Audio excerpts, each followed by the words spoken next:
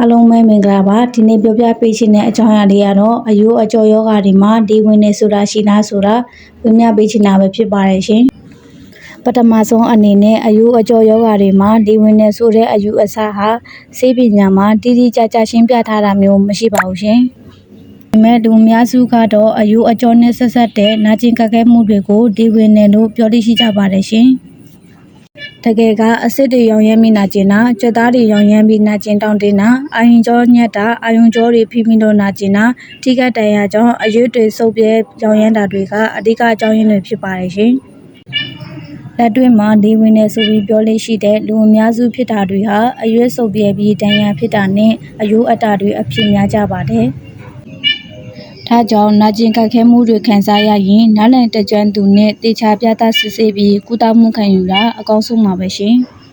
ကိုယ့်ဘာသာဒီဝင်နေလို့သတ်မှတ်ပြီးမှားယွင်းတဲ့ကုသမှုတွေလုပ်မိရင်အခြေအနေပိုဆိုးသွားနိုင်ပါတယ်ရှင်